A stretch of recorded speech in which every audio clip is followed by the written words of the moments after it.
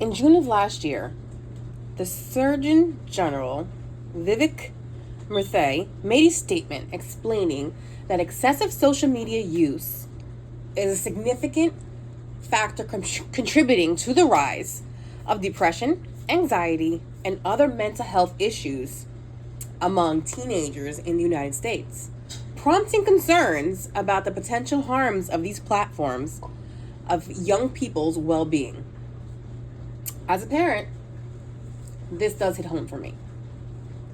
Why? Last year, March, I did get a call from my child's social worker saying that she had confessed to wanting to self-harm herself. As a parent, I quickly went into the mode of, where did I go wrong? What did I miss? And what I did miss was how her social media use was affecting her mental health. Social media is everywhere. It's easily accessible. It's in our hands all the time. The algorithms that we find on our TikTok, on our Instagram, on our Facebook can be good or they can be bad. It can take a simple looking up the hot, trendiest hair colors, which is being looked at as a positive, correct? But then in the positive, you will find the negatives. You will find somebody making fun of that color or putting somebody down that has that same color. So there is the good and there is the bad. But what I wasn't anticipating was the bad. Social media can negatively impact teens' mental health, which can lead to self-esteem issues, anxieties, and depression. Self-esteem is how much you value yourself. Comparing yourself to others. Body image. These are all things that young people go through. They are watching influencers, or following influencers, I should say, that are giving them unrealistic expectations to reality. But they don't realize how unrealistic it is. They are seeing what people post and believing it. They are seeing what people do and they want to follow it. They're not realizing the damage that's actually doing to oneself. And then personal views of oneself can lead to having anxieties. And what are anxieties? It's the worries, the fear, the dread, all bundled up together to make a person feel uncertain. There's generalized anxiety, social anxiety. Both make you anxious, especially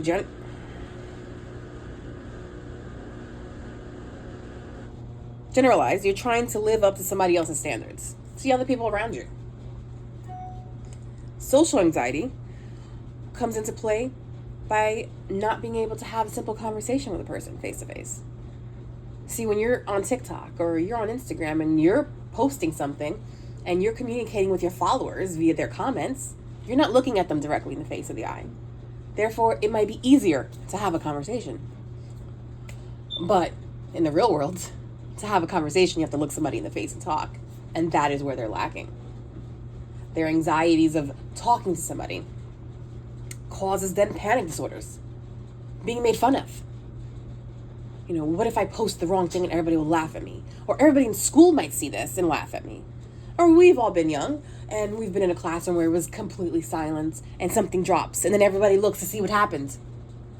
And there you go. That person then feels embarrassed and scared and panicked that everybody will start laughing at them or making fun of them from then on out. These kind of phobias make ways for social isolation and distress to occur.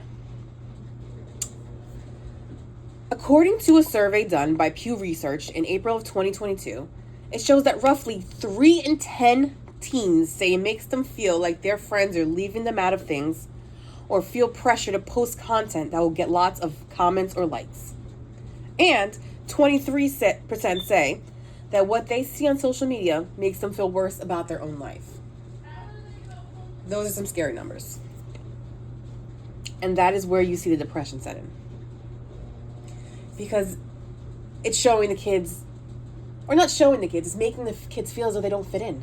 They're seeing two of their friends post content from a sleepover, and they weren't invited. Then it makes them feel like they were left out. They were not included. Why wasn't I included? I must not be cool enough. What am I doing wrong? And being excluded at that age comes with a lot of big feelings. A teenager has big feelings. And then you'll notice the change in their lifestyle, in their activities. These are signs of their self-isolation. They're not enjoying the things they used to do. They're not posting content anymore. They're not constantly scrolling on their phone. They're suddenly very tired. These are things that we need to look for as parents. In closing, social media has negative effects on teens' mental health when it comes to their insecurities, which leads to their self-esteem, their fearfulness, it's where all the anxieties lie, and the decline that ends up being depression. So what can we do? As the adults, as the parents, be assertive, have the conversations, stay involved, but most of all, listen.